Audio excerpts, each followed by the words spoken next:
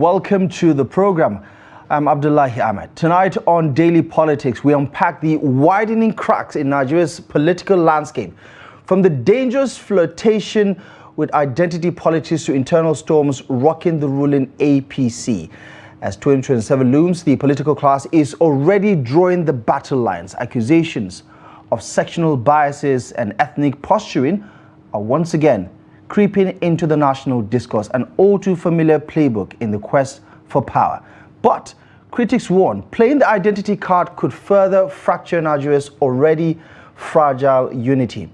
Add to that the raging controversy within the APC. The party has denied claims of automatic tickets for National Assembly members, branding it as fake news.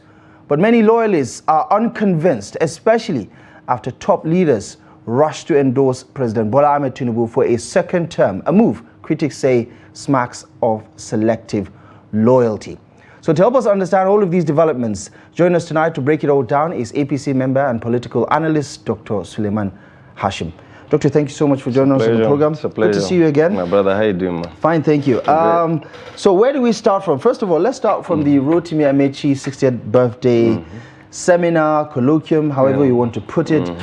A lot of the speakers there, well-known political figures in the country, the likes of former Vice President Atiku Abubakar spoke, the former Kaduna State Governor Nasir El-Rufai spoke.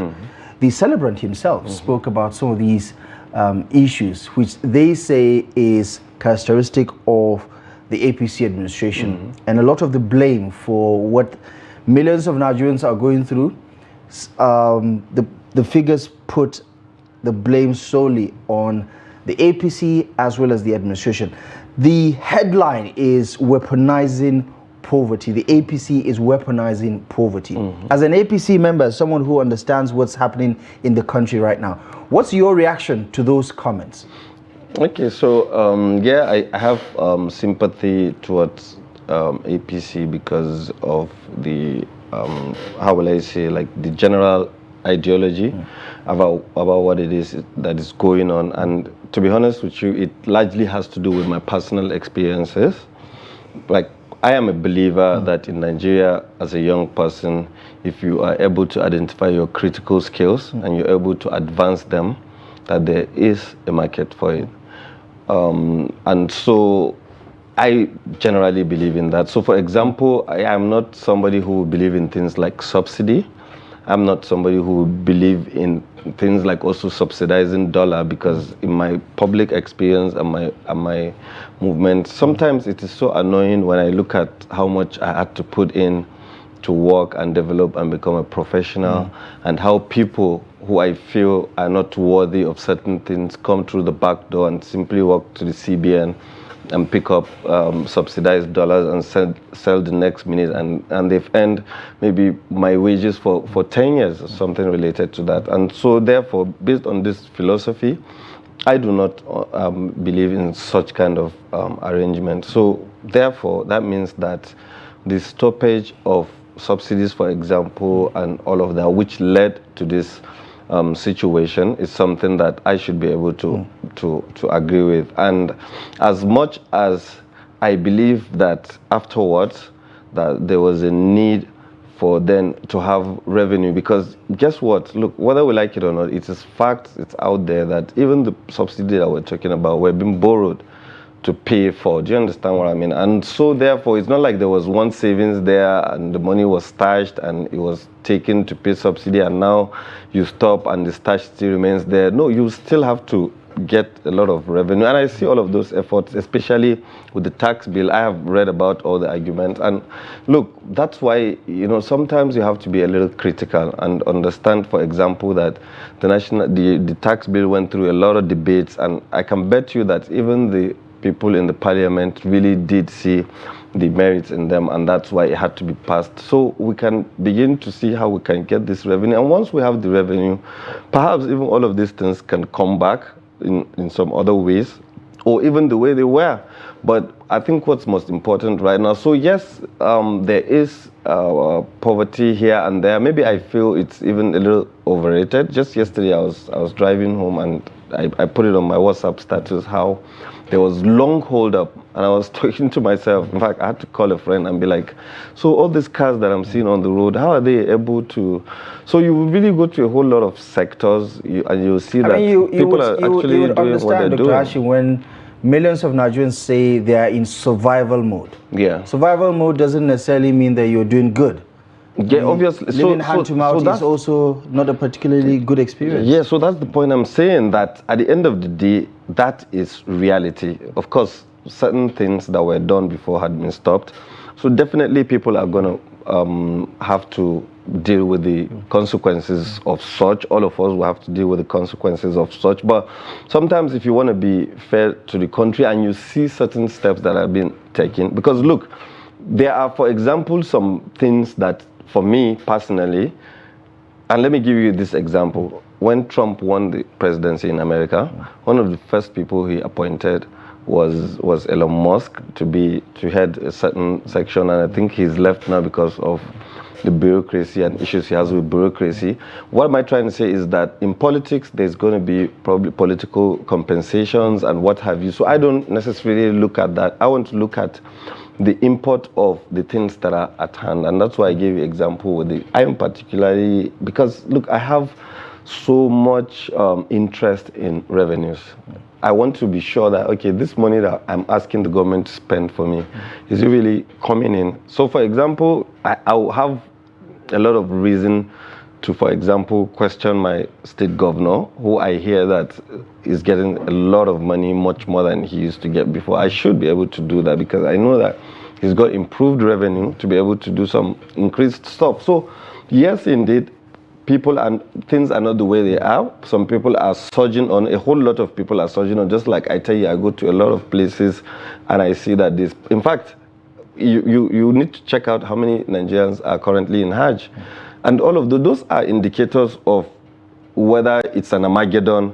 I mean, for you to measure whether it's an Armageddon as it is being touted, or really that there is still some economic activities that people are doing to at least earn something. Your response to the Atiku Abubakars or Nasir Rufais or Rotimi Amici when they say the poverty is so severe, you think they are the ones weaponizing the issue or taking an alarmist position? So look at it, yeah, it's democracy. And look, again, I am also somebody who sees politics as a game. And so people have a right to formulate their strategies.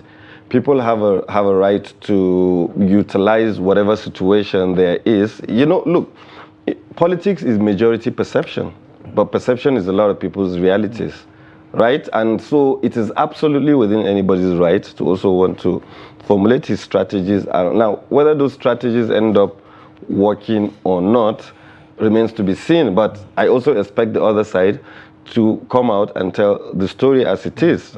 Personally, I am saying that based on my own personal experience. And look, I have some sort of advanced thinking to the point that I don't even look at my own, how will I say, limit of looking for progress only within my own society. I even look at how someday I should be in New York or China or anywhere working on, and so for me, I would really want to, because I have personally also gone through a whole lot of processes before I came to a certain level in my life. And so I had to endure a whole lot. So enduring for some people like us, to be honest with you, it's not even any story or anything new. So the biggest concern that critics, opposition figures have expressed is that Nigeria's economy has been experiencing this downward spiral since the APC came to power in 2015, not necessarily limited to the Tinubu administration, and that we have been seeing this gradual decline year on year. Yes, there have been some,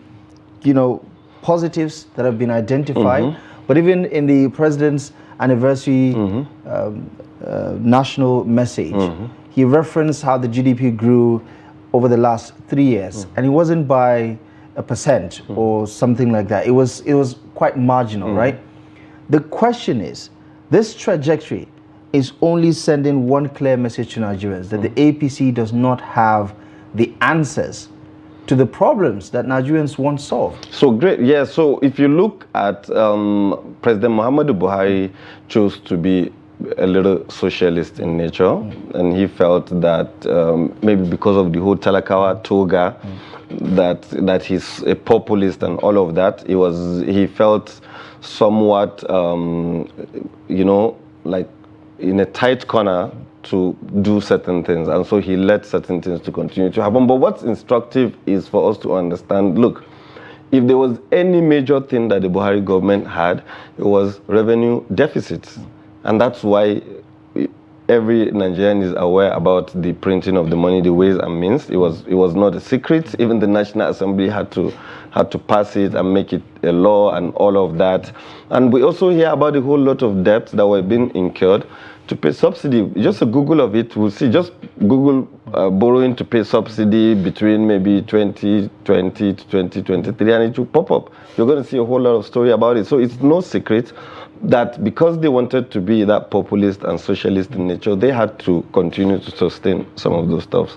Perhaps maybe it's even saying they. I mean, shouldn't you be saying the Buhari government? I mean, we. Okay, so yeah. I mean, APC, right? Yeah, no, I'm not necessarily like a partisan practicing politician. Do you understand what I mean? I'm not a part. I don't hold any party, but if I have things during the Buhari era, I had a whole lot of issues with certain things. Do you understand? Even right now, I can have issues with some other things, and that's why I said, but I don't like to delve into areas about political compensations.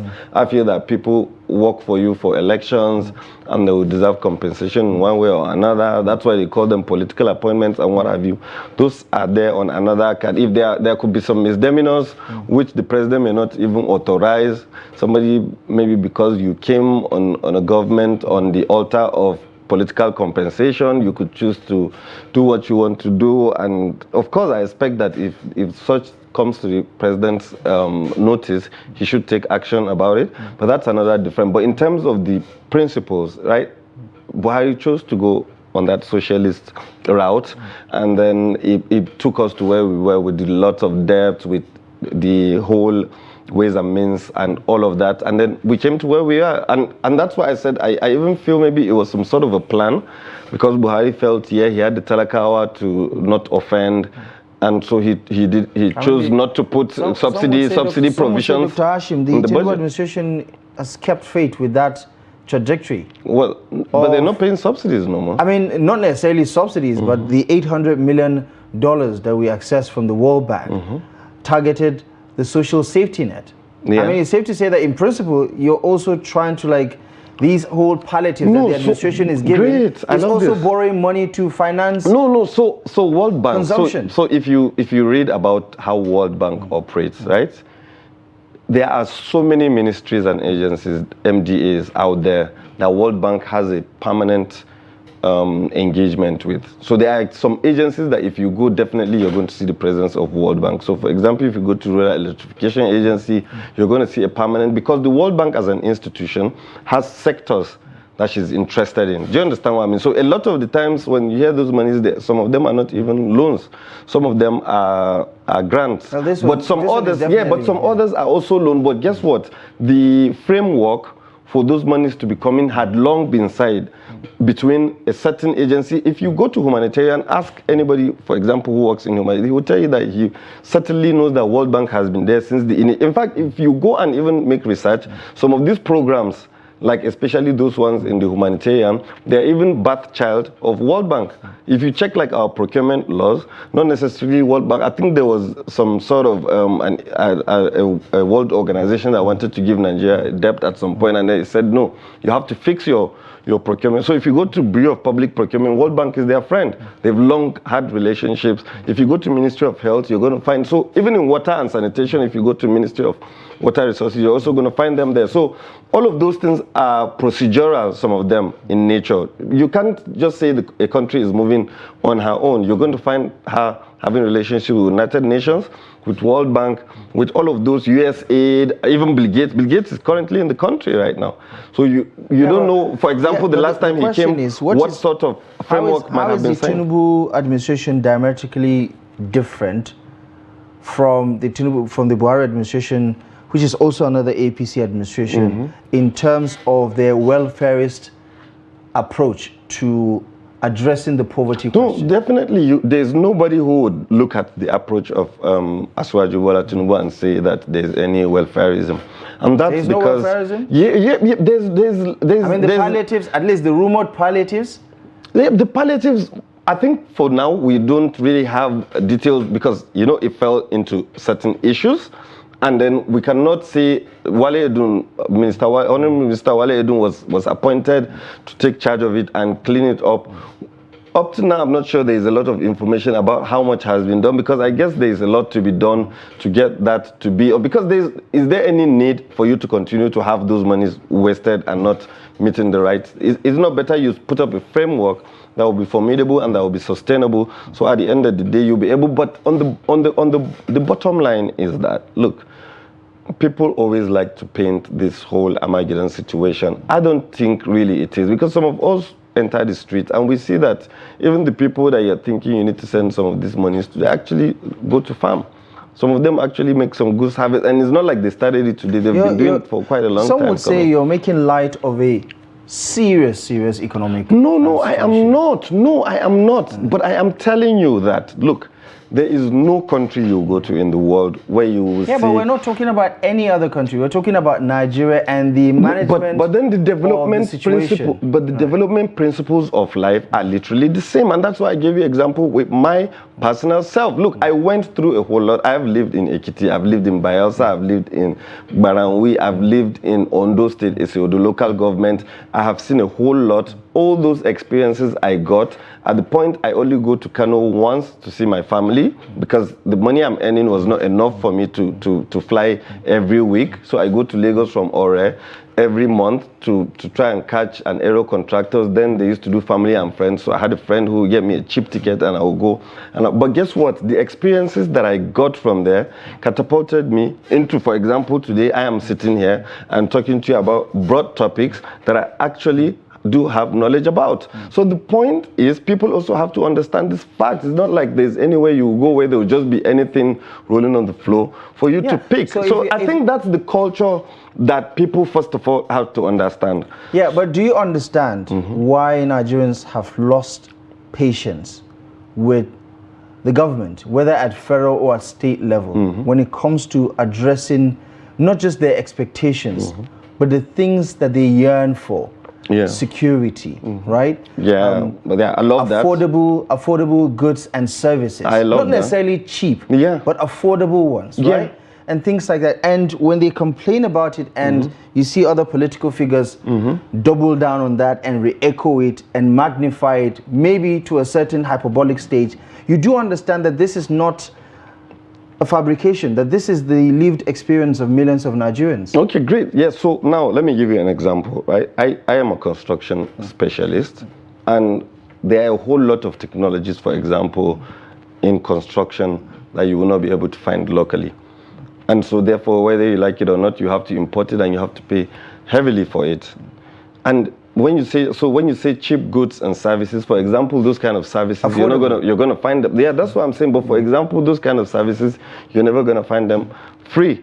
And that's why what we're encouraging youths now to do like me, so they can become construction professionals and begin to fill in those gaps where we have to seek for expatriates, for example. If the major problem why you see that goods or services are as expensive as they are, it's because we're not a production nation. We're not a producing nation. And once you start to produce and you have it in large quantity, trust me, it's just naturally going to get cheap. So we are dependent on import and all of that. And that's why for every economist who would talk to you, who will tell you the major solution to all of the problems that we're in today is nothing outside productivity. The sectors that are self-reliant and producing today, they're selling a whole lot. And we must be using them as examples for people to understand indeed that if you produce, the market is here. The music industry, the entertainment industry is an example. They're producing and they're selling. Do you think it is unfair to say things are getting worse under President Bola Ahmed Tinubu for the average Nigerian? No, so the thing is, right, we'll have to come like a meet somewhere. The government and the masses have to come, and the masses, the best is how they have to imbibe much more patriotism. understand that, look, they have a role to play in terms of nation building, and then attempt to key into the system. Because, look, I do a lot of youth engagement. I tell you that. How do you try to sell patriotism to millions of people who are in survival mode, whose preoccupation is the next meal for their children, whose preoccupation is how they can afford healthcare? I love this question, but guess what? These people that you're talking about and that you're trying to really have so much sympathy for, they are the ones who voted all of the people into office. Why are you trying to cry more than the bereaved? No. Because at the end of the day, I'm just saying. I mean, voting happened way back in 2023, right? So, yes, that's what it is. What was the inflation? I'm not talking about even the president alone. I'm not talking about the president alone. But yes, including their members and everybody. We're focusing on the big picture here. That's why we have to narrow it down, because we cannot talk about all of these things in the space of just 25 minutes, right? But just to pivot a little bit, talk to me about how the politics of the conversation, because there are some people who are also not particularly understanding or appreciative of how politicians are the ones who, again, are pandering or appearing to be pandering to the Nigerian public, using the sentiment and the emotions of Nigerians to weaponize the conversations. Do you think that that's what's happening, especially in the context of 2027?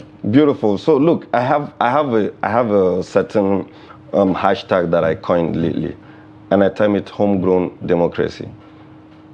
Democracy that you see is a science, is an art, and that was brought up from America. Some people, but everybody has got to come and localize it and make it their own way. So you see, the democracy is the government of the people, by the people, unless the people choose to participate and participate as much as they can. Because let me give you, for example, now there are a whole lot of things that the president would even probably be willing to do, but he will not do. Guess what? Do you know why? Because it may not sell, people may not accept it, and so sometimes you see yourself even being forced to do that which the people want for your electoral purposes. And so the people must be brought into the conversation. They are saying all of the things that they're saying. They're going through a whole lot. They're hungry and all of that. But then they must also be reminded about their responsibility that has to make the democracy to work. And that's why for some of us, you spoke about Amechi here and the likelihood of even the fact that I'm supposed to be antagonistic. But guess what? There are a whole lot of statements he's made that I agree with him. He says that, look, it is the Nigerians who like the democracy that is going. That's their own choice. That's how they want it. And so, therefore, you think this is what Nigerians want? Sorry? You think? How else am I? How else am I supposed to explain that? For example, everybody is moving to the APC. I mean, everybody? A whole lot of people are moving to the APC. People at the top. You're saying it. Eh? A lot of including their followers. Don't you see the crowd that they gathered? The deputy speaker was in Bende in his city in Abia. Can be made to look like anything. Oh, but then, however you make it to look, nobody dragged your legs into those places. You deliberately walk in there for whatever purpose that it is. So that's democracy for you. So you're saying, right, irrespective of the narrative, you think Nigerians are still supportive of the APC administration and its handling of their Commonwealth? So great. You see, when it comes to now, say, maybe supporting, definitely you'll not have everybody support. No, I'm saying a majority. Yeah, so that's I have not gone to make any counting. I mean, you're alluding to the defections. But the point, so that's what I'm telling you is, with Nigeria's politics and Nigeria's democracy, I have long ceased to put emotions into it, because guess what? Nigerians can shock you at the end of the day. You'll be presuming that this is what they're thinking, and then when the time comes, you would see them do entirely different thing, and you'll be shocked, like, wow, why did I even insert my emotions into this matter after all? Right. Okay, finally, just before we go, identity politics is not necessarily new in Nigeria. You get a feeling that it has played a significant role in the past 3 elections that were conducted in this country, especially the general elections, right? Do you think we're entering another phase of identity politics where basically the issues that are a top priority remains the region, ethnicity, and religion of the candidates? Because even in your everyday life, I'm from Jigawa State. I grew up in Kano. I schooled in Yola. And guess what? I know my own personal experiences. Me, that I'm even from a certain society, I know my own personal experiences growing up. When I had to do a whole lot of things that are probably not within the allowable and agreeable, stuff to do, and you know what you have to face. That's even you growing up. So what am I trying to say is, all of those things are the reality of the people. And that's why I'm saying that if you don't align with it, you're not simply going to go anywhere. So politicians will draw up their strategy to win elections. There's nobody who's going to, it's their right. In fact, it's the appropriate thing you must do. Trump came and utilized his own. And he came back again. He talked to the right people. They understood his language. Is that the best version of politics that you think is good for Nigeria? No, so that's democracy. But then if we want to talk about ideal speaking now, we could say then it's extremely important to do awareness and orientation and get the people's mindset to shift to being more critical. But then do you know how much you need to spend and how much time you need to spend to do that reorientation? So at the moment, the reality is what it is. Maybe like we're speaking about how the economy is changing, and so it might force some people. It's already changing a whole lot of people to change their ways of life and their personal economies and all of that. Some will not. Some will do later. But then again, when it comes to election season, it's not waiting for anybody to get that fixed before you come and start doing your campaign. Right. So you have to just key in, be realistic, until when perhaps we're going to have a more sane society. All right. We're going to have to leave it here for now. As always, Dr. Suleiman Hashim, thank you so much for the analysis. I appreciate you very much for stopping by. Thank you so much.